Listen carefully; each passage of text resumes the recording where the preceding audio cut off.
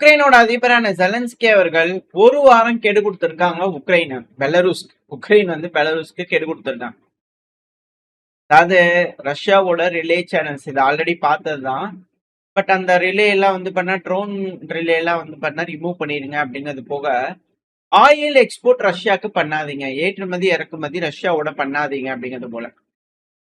ஏன்பா ரஷ்யாவே எண்ணெய் ஏற்றுமதி, கேஸ் ஏற்றுமதி உலகத்துக்கே பண்றாங்க. அவங்களுக்கு ஒரு தேவையான சம்மர் டைம்ல வந்து பாத்தீங்கன்னா இது போல செய்வாங்க. ரஷ்யாக்கே கொஞ்சம் பிரச்சனைகள் ஏற்படும். ஆயில் ரிஃபைனரி, ஸ்டோரேஜ் இது போல அடிக்கிறதுனால அவங்க பண்ணிட்டு இருக்காங்க நார்மலா. அப்படி பண்ணும்போது பெலரூஸும் ஒன் ஆஃப் த கான்ட்ரிபியூட்டர் தான். ஏன்னா யூரேஷியன் எக்கனாமி அப்படிங்கும் போது பெலரூஸும் பண்ணிட்டு தான் இருக்காங்க. ஸோ இதுல வந்து ஜெலன்ஸ்கி அவர் சொன்னாரு, நீ ரஷ்யாக்கு இப்படி பண்ணாத, ரஷ்யாக்கு அப்படி பண்ணாத, இதை செய்யலைன்னா நாங்க பண்ணிடுவோம் அப்படிங்கிற மிரட்டல்கள் ஒரு வாரம் கெடு கொடுத்துருக்காரு. இந்த ஒரு வாரம் கெடுவுல உக்ரைன் பெலரூஸை அட்டாக் பண்ணுவாங்களா அப்படின்ற கேள்வி. ஏன்னா பெலரூஸ் ரஷ்யாங்கிறது அலைஸ். இதை சீரியஸா எடுத்துக்குவாங்களான்னா எடுத்துக்கிறதுக்கு வாய்ப்புகள் இருக்கு. ஒன்னு பெலரூஸ் பிரியம்டிவ் ஸ்ட்ரைக் பண்ணுவாங்க, அப்படி இல்லைன்னா வெயிட் பண்ணி உக்ரைன் அட்டாக் பண்ணதுக்கு அப்புறமா ஒரு பலமான ஒரு அட்டாக் பெலரூஸ் தரப்பு பண்ணாலும் ஆச்சரியப்படுறதுக்குல. ஒருவேளை அது இன்க்ரீஸ் ஆகுது அப்படிங்கும் போது பெலரூஸ் உள்ள இன்ஃபில்ட்ரேட் ஆனாலும் ஆச்சரியப்படுறதுக்கு. உக்ரைனுக்குள்ள ரஷ்யாவோட படை வீரர்கள் கீவை சுற்றி வளைக்கிறதுக்காக வந்தாலும் ஆச்சரியப்படுறதுக்குல. இந்த ஒரு தருணத்துக்கு தான் எஸ்கலேஷனோட உச்சகட்டம். இதுக்கு தான் உலக நாடுகள் வெயிட் பண்ணிக்கிட்டு இருக்காங்களா, நாட்டோ நாடுகள் உள்ள வருமா அப்படின்ற கேள்விகள்லாம் இருக்கு. இதுல ஏன் இப்படி ஜெலன்ஸ்கி அவர்கள் இது போல பெலரூஸ்க்கு கொடுக்குறாரு, கெடு கொடுக்குறாரு, அதுக்கப்புறம் அட்டாக் பண்ணலாம் அப்படின்னு எக்ஸ்பெக்ட் பண்ணப்படுதுன்னா, பெலரூஸை வீக் ஆக்கலாம். பெலரூஸோட front line cities, so Brest பகுதி இதெல்லாம் இருக்குது இல்லையா, அந்த போலாண்டோட பார்டர் பகுதியில் இருக்கக்கூடிய மிக முக்கியமான பகுதிகள். ஸோ அங்கிருந்தெல்லாம் வந்து பார்த்தீங்கன்னா அட்டாக் பண்ணாலும் லிவிவ் டுடஸ்க் இப்போ போலாண்டு உள்ள வராங்கன்னா பெலரூஸ் உள்ள வருவாங்க. ஸோ அங்கே டஃப் ஃபைட்டா இருக்கும் நேட்டோவோட. ஸோ இப்போ அதுக்கு ஈஸி பண்ணி கொடுக்கறதுக்கு உக்ரைனை வச்சு பெலரூஸை கொஞ்சம் வீக்கெண்ட் பண்ணாங்கன்னா அதுக்கப்புறம் போலாண்டு வராங்க அப்படின்னா கொஞ்சம் ஈஸியா இருக்கும் இல்லையா. ஸோ அப்படிங்கிற எண்ணங்கள் அப்படின்ற கேள்வி. எது எப்படியோ உக்ரைனை அக்கா பிரிக்கிறதுக்கான நேரங்கள் வந்துருச்சு, அதுக்கான தருணம் இது, எல்லாம் செய்ய ஆரம்பிச்சிருவாங்க அப்படிங்கிற பல அனலிஸ்டோட கருத்துக்கள். அப்படி நடக்குதா என்னன்றது தெரியல, வெயிட் பண்ணி தான் பார்க்கணும். உக்ரைனோட அதிபரான விளாடிமிர் ஜெலன்ஸ்கி அவர்கள் இக்கட்டான சூழ்நிலை இந்த டைம்ல உக்ரைனான நாங்க இருக்கிறோம் இல்லையா, 3000 கிலோமீட்டர் தொலைவில் இருக்கக்கூடிய ரஷ்யாவோட பகுதியில் இருக்கக்கூடிய டார்கெட் பண்ற மாதிரியான ட்ரோன்கள் ரேஞ்ச் இன்க்ரீஸ் பண்ணி நாங்க பண்ணிக்கிட்டு இருக்கோம் அப்படிங்கிற திடுக்கிடும் தகவலை கொடுத்துருக்காரு. தெரிஞ்ச விஷயம் தான். பட் இருந்தாலும் 3000 கிலோமீட்டர் அப்படிங்கிறது கொஞ்சம் வியப்பை ஏற்படுத்தக்கூடிய ஒரு விஷயம் தான். போர்ல இருக்கு. உக்ரைனோட கேபிட்டல் கீவ்ல வந்து பண்ணா இருக்கக்கூடிய மக்கள் அவதிப்படுறாங்க, ஷெல்டர் கிடையாது. ரெண்டாவது 2 பில்லியன் யூரோ வந்து பாத்தீங்கன்னா யூரோப்பியன் யூனியன் கொடுக்குறேன்னாங்க. பட் அது பத்தாது, எங்களுக்கு இன்னும் அடிஷ்னலா வேணும் அப்படிங்கிறது போல இந்த தடவை மீட்டிங்லயும் போய் ஜெலன்ஸ்கி அவர்கள் கேட்டு வந்துக்கிறாரு.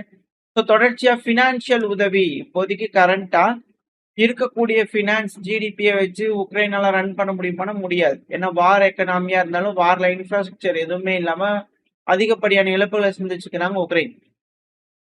ஸோ இப்படி இருக்கக்கூடிய சமயத்துல யூரோப்பியன் யூனியன் வந்து பாத்தீங்கன்னா தொடர்ச்சியா படங்கள் கொடுக்கறதுனால மட்டுமே இது ஒரு நாடா எக்கனாமியா ரன் ஆயிட்டு இருக்கு. ஏன்னா மிக பெரும் இழப்புகள் தான், சம்பளத்துல இருந்து எல்லாமே யூரோப்பியன் யூனியன் தான் ஸ்பேர் பண்றாங்க அப்படிங்கிறத நம்ம பார்த்துக்கிட்டு இருக்கோம். ஸோ இப்படி இருக்கக்கூடிய சமயத்துல எஸ்கலேஷன், அது மட்டும் இல்லாம ஆல்ரெடி ஸ்ட்ரைட் ஆஃப் ஹார்மோஸ் முடக்கப்பட்டிருக்கு. அங்க இருக்கக்கூடிய கேஸ் இன்ஃப்ராஸ்ட்ரக்சர்லாம் வெடிக்குது, ஆயில் இன்ஃப்ராஸ்ட்ரக்சர்லாம் வெடிக்குது. அப்படிங்கும் போது ரஷ்யாக்குள்ள இருக்கக்கூடிய ஆயில் டெர்மினல்ஸ் எல்லாத்தையுமே வந்து பண்ண அடிக்கும் போது உலகத்துல இருக்கக்கூடிய மற்ற நாடுகளுக்கு ஆயில் தட்டுப்பாடுகள் அதிகமா வர்றதுக்கு வாய்ப்பு இருக்கு. அதுவும் 5-7 ஆயில் டேங்கர்ஸ் வந்து பாத்தீங்கன்னா ரஷ்யாவோட கட்டுப்பாட்டுக்குள்ள இருக்கக்கூடிய இந்த கிரச் பிரிட்ஜ் இருக்கும் இல்லையா, ஸோ அது பக்கத்துல வச்சிருக்கலாம். அந்த பிரிட்ஜ் அடிக்கிறதுக்காக பல தடவை ட்ரை பண்ணாங்க ரஷ்யா, பல வித முயற்சினால அதை சேவ் பண்றாங்க, ஸ்மோக் எல்லாம் போட்டு விடுறாங்க அப்படிங்கிற பல விஷயங்கள் நம்ம பார்த்தோம். இப்ப என்ன நடந்ததுன்னா தொடர்ச்சியா ட்ரோன் தாக்குதல் பண்ணதுனால அந்த கிரீமியன் பெனின்சுலால வந்து பாத்தீங்கன்னா அந்த பிரிட்ஜ் பக்கத்துல நிப்பாட்டி வச்சிருக்கக்கூடிய பல வெசல்கள் வெடிச்சிருக்கு, தீக்கிரியா இருக்கு அப்படிங்கிற சேட்டலைட் இமேஜ் வந்துகிட்டு இருக்கு. ஸோ ஒன்னு உக்ரைன் இது போல ரஷ்யாக்குள்ள இருக்கக்கூடிய எண்ணெய் கிடங்குகள், ஆயில் ரிஃபைனரி, ஸ்டோரேஜ் ஃபெசிலிட்டிஸ் எல்லாத்தையும் அடிக்கிறாங்க. இது பொருளாதார இழப்புகள் அப்படிங்கிறது ரஷ்யாக்குள்ள ஏற்பட்டாலும் முன்களத்துல ஏதோ ஒரு இழப்புகள் ஏற்படுத்த முடியுமா அப்படின்னா அது ஒரு சிக்கல் தான். முன்களத்துல வந்து தாமதத்தை பண்றதுக்கான வழிகள் உக்ரைனுக்கு இருக்கானா அது ஒரு பெரும் கேள்விக்குறியா தான் இருக்கு. ஸோ இந்த டைம்ல உக்ரைனுக்கு ஆதரவா இருக்க வேண்டிய நாட்டோ நாடுகள், குறிப்பா போலாந்து. இப்ப பெலருஸோட உரண்டி இழுக்கிறாங்க, சண்டை இழுக்கிறதுக்கு ரெடியா இருக்காங்க அப்படின்னா, ரஷ்யா ஒரு சைடு அடிச்சுட்டு இருக்காங்க அப்படின்னா, அடுத்து போலாண்டு ஆரம்பிச்சிருவாங்களான்ற கேள்விகள். ஏன்னா ஜெலன்ஸ்கி அவர்களுக்கும் போலாண்டுக்கும் வந்து பாத்தீங்கன்னா இப்போ ஒத்து வர மாட்டேங்குது. உக்ரைனோட அதிபரான விளோடிமிர் ஜெலன்ஸ்கி அவர்கள் உக்ரைனும் போலீஸும் வந்து பாத்தீங்கன்னா மாறி மாறி உதவி பண்ணிக்க முடியல அப்படின்னா எப்படி? ஏன்னா பார்ட்னர்ஸ், அண்டை நாடு. இங்க பாருங்க, உக்ரைன் மட்டும் இல்ல அப்படின்னா போலாண்டோட ப்ரொடெக்ஷனே இல்லை. ஸோ உக்ரைனான நாங்க இருக்கிற வரைக்கும் தான் உங்களுக்கு ப்ரொடெக்ஷன் பாத்தீங்க அப்படிங்கிற பல்வேறு விஷயங்களை சொல்லி ஜெலன்ஸ்கி அவர்கள் போலாண்டோட அதிபரான நவ்ரோக்கி அவர்களை மிரட்டிக்கிறார். அது மட்டும் இல்லாம ஜெலன்ஸ்கி அவர்கள் போலாண்டோட அதிபர் கிட்ட உங்க பேர் கரோல் எதை குறிக்குது? உங்களோட பேர் வந்து பாத்தீங்கன்னா தொடக்கமே கரோல் இல்லையா? டெமோக்ரஸி இல்லையா? மொனார்கி கடந்து வந்த டெமோக்ரஸி இல்லையா? அப்படிங்கிற பல்வேறு லெக்சர் வந்து பண்ண ஜெலன்ஸ்கி அவர்கள் போலாண்டு கொடுத்துருக்காங்க. ஏன் அப்படின்னா இருதரப்புல இருக்கக்கூடிய அந்த உறவு தேஞ்சுக்கிட்டே வருது. உக்ரைன்ல இருக்கக்கூடிய ஒரு பெட்டாலியனுக்கு ஜெலன்ஸ்கி அவர்கள் அவார்டு கொடுத்துட்டாரு. அந்த பெட்டாலியன் நாசி பெட்டாலியன் அப்படிங்கிறத போலாண்டு அக்யூஸ் பண்றாங்க. ரஷ்ய தரப்பு வந்து ஒரு தடவை சொன்னாங்க, நாங்களாம் சொன்னா கேக்குறீங்களா நீங்க? 100% வந்து பாத்தீங்கன்னா அது நாசி படை தான் தெரியுதா அப்படிங்கிறது போல போலாண்டுக்கு வந்து பாத்தீங்கன்னா ரஷ்ய தப்புன்னு சொல்லிட்டு இருக்கிறாங்க. இதனால என்ன ஆகுதுன்னா ஜெலன்ஸ்கி அவர்கள் தொடர்ச்சியா அக்யூஸ் பண்ணிட்டே இருக்காங்க போலாண்டோட அதிபரை. ஆன்டி உக்ரைன் சென்டிமெண்ட்டை வளர்க்குறீங்க போலாண்ட் அப்படிங்கிறது போல அங்க ஒரு மிரட்டலும் கொடுக்குறாங்க. என்ன ஆச்சு அப்படின்னா போலாந்து வந்து ஜெலன்ஸ்கி அவர்களுக்கு கொடுக்கக்கூடிய ஆர்டர், ஒயிட் ஈகிள் ஆர்டர் அப்படிங்கிற அவார்டை வந்து திரும்ப பெறாங்க. இப்போ போலாண்டுக்கு உக்ரைனுக்கு இருக்கக்கூடிய விரிசல்கள் தெரிய வருது. இதுதான் இங்க இருக்கக்கூடிய பாதிப்பு அப்படிங்கிற பல அனலிஸ்டோட கருத்துக்கள். பார்ப்போம், இதனாலதான் பெலருஸ் உள்ள வருவாங்களா, போலாண்டு உள்ள வருவாங்களா அப்படிங்கிற கேள்விகள்லாம் வர ஆரம்பிச்சது. இதுல அப்படியே பெலருஸ் மிரட்ட ஆரம்பிக்கிறாரு. இப்ப பெலருஸ் உள்ளன்றான சிக்கல் தானே. ஏன்னா ஆல்ரெடி களத்துல வந்து பாத்தீங்கன்னா ஜூன் 21 நடக்கக்கூடிய விஷயங்கள் உக்ரைனோட ஜெனரல் ஸ்டாஃப் நம்ம சேனல்ல வந்து எப்படி அப்படின்னு சொல்றீங்க. இது உக்ரைன் தப்புன்னு சொல்றதுங்க. உக்ரைனோட மீடியாக்கள் சொல்றது. ஸோ அவங்க சொல்றத நம்ம கேட்டோன்னு சொல்றோம், மற்றவங்க சொல்றதெல்லாம் கிடையாது. ஸோ அவங்க என்ன சொல்றாங்க, 21 ஜூன் மட்டுமே கடந்த 24 மணி நேரத்துல 205 முறை காம்பேட் என்கேஜ்மெண்ட்ஸ் நடந்திருக்கு. மாறி மாறி அடிச்சுக்குவாங்க இல்லையா ரஷ்யா உக்ரைன். 205 காம்பேட் என்கேஜ்மெண்ட்ஸ் நடக்குது. இதுல 6000 ட்ரோன்கள், 6000 காமிகாசி ட்ரோன்களை கடந்த 24 மணி நேரத்துல மட்டும் ரஷ்யா பயன்படுத்தி இருக்காங்க. 49 ஏர் ஸ்ட்ரைக், இதுல 154 கைடு குண்டுகள், ஃபேப் குண்டுகள் நம்ம சொல்லிட்டு இருக்கோம் இல்லையா, அதை போட்டிருக்காங்க. அதுவும் வந்து பாத்தீங்கன்னா இப்போ யூஸ் பண்ணக்கூடிய ஃபேப் குண்டுகள்ல விதவிதமான வார்ஹெட்ஸ் இருக்கு. இந்த வார்ஹெட்ஸ்னால அதிகப்படியான வெடி விபத்துகள், பிளாஸ்ட் வேவ்ஸ் இது எல்லாமே வந்து பாத்தீங்கன்னா இன்க்ரீஸ் ஆயிருக்கு அப்படிங்கிறது புரிஞ்சுக்கலாம். ஸோ ஒரு நாளைக்கு 184, இது வந்து பாத்தீங்கன்னா 21 ஜூன் கொடுக்கக்கூடிய ஒரு ஸ்டேட்மெண்ட். உக்ரைனோட ஜெனரல் ஸ்டாஃப் கொடுக்கக்கூடிய ஸ்டேட்மெண்ட் தான். எனிமி டிராப் பண்ணிட்டு போயிட்டாங்க அப்படிங்கிறது 154 அப்படிங்கிறது கணக்கு வச்சுக்கோங்க. ஜூன் 20 வந்து பாத்தீங்கன்னா 5700 ட்ரோன்கள். இது பரவாயில்ல. 64 ஏர் ஸ்ட்ரைக், 213 கைடட் குண்டுகளை வந்து பண்ண ரஷ்யா போட்டிருக்காங்க. இதே போல 213, 154 இது போல ரேஞ்ச்ல போட்டாங்கன்னா 5000, 6000 கிராஸ் ஆகுது ஒரு மாசத்துக்கு ஃபேப் குண்டுகள் மட்டும் அப்படிங்கிற செய்திகள். ஸோ ட்ரோன்ல களத்துல யூஸ் பண்றது 5000, 6000 கிராஸ் பண்ணி போயிட்டு இருக்கு ரஷ்யா. ஸோ ஹெவியான முன்னேற்றம், இந்த ஒரு அட்டாக் பண்ணி சீர்குலைய வச்சுட்டாங்க அப்படின்னா, லஜிஸ்டிக்கல் சப்ளை எல்லாம் கட் பண்ணிட்டாங்க அப்படின்னா, முன்களத்துல இருக்கக்கூடிய வீரர்களை மட்டும் சரணடைய வச்சுட்டாங்கன்னா அதுக்கப்புறம் ரஷ்யா ஈஸியா வந்து பாத்தீங்கன்னா முன்னேறி போயிட்டே இருக்கலாம். அந்த வகையில வந்து பாத்தீங்கன்னா ஜாப்ரோசியாவோட வர்த்தக போக்குவரத்தை வந்து பாத்தீங்கன்னா ரத்து செய்யணுன்றதுக்காக இந்த ஃபேப் ரக குண்டுகளை ஜாப்ரோசியா பிரிட்ஜ் மேல போட்டிருக்காங்க.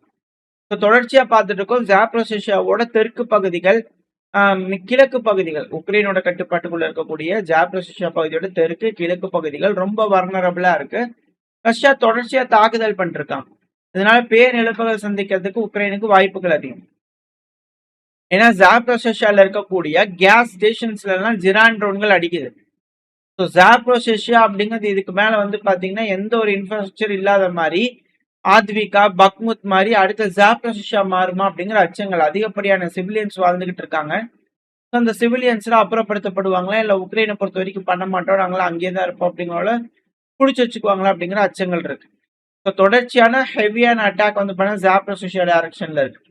இப்ப கரண்டா ஃப்ரண்ட் லைன் ஆக்டிவா இருக்கிறது கொஸ்டாண்டினிவ்கா. கொஸ்டாண்டினிவ்காவோட முழு கட்டுப்பாடு ரஷ்யாக்குள்ள வர்றதுக்கான வேலைகள் ஆரம்பிச்சிருச்சு. 92% மேல ரஷ்யாவோட கட்டுப்பாட்டுக்குள்ள வந்துருச்சு. ஏஎஃப்யூ ஆர்ம்டு ஃபோர்ஸ் ஆஃப் உக்ரைன் இருப்பாங்க இல்லையா, அவங்க த்ரூசோவிக்கால இருந்து த்ரூசோவ்கா அப்படிங்கிறது வந்து பண்ண மிக முக்கியமான ஒரு பகுதி. ஸோ இந்த பகுதியில வந்து பார்த்தீங்கன்னா பின்வாங்கிறதுக்கான வாய்ப்புகள் அதிகப்படியா பின்வாங்கிட்டு இருக்காங்க. சண்டே பிடிக்காம உக்ரைனோட வீரர்கள் களத்தை விட்டு ஓடிட்டு இருக்காங்க அப்படிங்கிற செய்திகள் வந்துகிட்டு இருக்கு. ஸோ ரஷ்யா ஒன்ஸ் இந்த ஜுருசோவிக்கா வந்து கட்டுப்பாட்டுக்குள்ள எடுத்துட்டாங்க அப்படின்னா கிராமட்டாஸ்க் ஸ்லோவியான்ஸ்க் பேட்டில் ஆரம்பமா அப்படின்ற கேள்விகள். ஏன்னா கொஸ்டாண்டின்ஸ்கா முழுவதும் முடிஞ்சிடும். ஸோ இந்த இடத்துல அவங்களால வந்து பண்ணா ப்ராப்பரா மேனேஜ் பண்ண முடியாது. இது போல ஜாப்ரோசியா, கொஸ்டாண்டினிவ்கா இது போல அடுத்தடுத்த சிட்டிஸ்ல நோக்கி வந்து பண்ண பேட்டில் போயிட்டு இருக்கு. ஸோ கொஸ்டாண்டினிவ்கால வந்து பண்ண 92% அப்படிங்கும்போது அங்க இருக்கக்கூடிய சிவிலியன்ஸை ப்ரொடெக்ட் பண்ணும் இல்லையா. ஸோ அந்த இவாக்குவேட் பண்ணக்கூடிய வேலைகளை ரஷ்யாவோட வீரர்கள் செய்ய ஆரம்பிச்சாங்க. ஏன்னா அங்க இருக்கிறவங்க ப்ரோ ரஷ்யன்ஸா இருப்பாங்க, வயசானவங்க. உக்ரைனோட ராணுவம் கூப்பிட்டா போக மாட்டாங்க, இவாக்குவேட் பண்ணியிருக்க மாட்டாங்க. ஸோ இப்போ ரஷ்யா வந்து பாத்தீங்கன்னா அவங்க எல்லாத்தையும் பத்திரமா வந்து பாத்தீங்கன்னா கூட்டிட்டு போறாங்க சேஃபான பகுதிகளுக்கு அப்படிங்கிற செய்திகள் வந்துகிட்டு இருக்கு, வீடியோ பதிவுகள் வந்துகிட்டு இருக்கு. ஸோ இதை வச்சு பார்க்கும்போது கொஸ்டாண்டினிவ்கா முழுவதும் விழப்போகுது. ஸோ அடுத்து ஜாப்ரோசியாவை நோக்கி போர் டெவலப் ஆகிட்டு இருக்கு. ஸோ இது போல பல பகுதிகளில் தாக்குதல் நடந்துகிட்டு இருக்கு அப்படின்னா உக்ரைன் எப்படி சமாளிக்க போவாங்க. இதுல பெலரூஸ் வந்து பாத்தீங்கன்னா வடக்கு பகுதி அப்படிங்கும் போது, போலாந்து வந்து பாத்தீங்கன்னா மேற்கு பகுதி அப்படிங்கும் போது பெரும் இழப்புகள் உக்ரைனுக்கு இருக்கும் அப்படிங்கிற மாற்று கருத்துல. ஸோ இது எங்க கொண்டு போய் உக்ரைனை விட போகுது? அமைதியா பேசி பிரச்சனையை முடிச்சுக்கிறதுக்கான வழியை பார்ப்பாங்களா, இல்ல எஸ்கலேஷன் அப்படிங்கிற பேர்ல இருக்கிறதையும் விட்டுட்டு பெரும் அளவுல இழப்புகளை சந்திப்பாங்களா? என்ன நடக்கும்ன்றதை வெயிட் பண்ணி பார்க்கலாம். ஓரளவுக்கான தகவல்கள் இந்த பையில பார்த்திருப்போம். இந்த பதிவு எப்படி இருக்கு, உங்களுக்கு பிடிச்சிருக்கா? பிடிச்சுனா லைக் பண்ணி பிடிச்சா ஷேர் பண்ணிக்கோங்க. அது கூட மறக்காம நம்ம சேனலை சப்ஸ்கிரைப் பண்ணலாம், மறக்காம சப்ஸ்கிரைப் பண்ணிக்கோங்க. அப்பதான் நம்ம போடக்கூடிய வீடியோக்களை வச்சு யூடியூப் நாள் பேருக்கு ப்ரொமோட் பண்ண உங்களோட அன்பாதரவு எனக்கு எப்ப இருக்கணும் நம்பிக்கை. அடுத்த பேர் உங்க சந்திக்க. பாய்.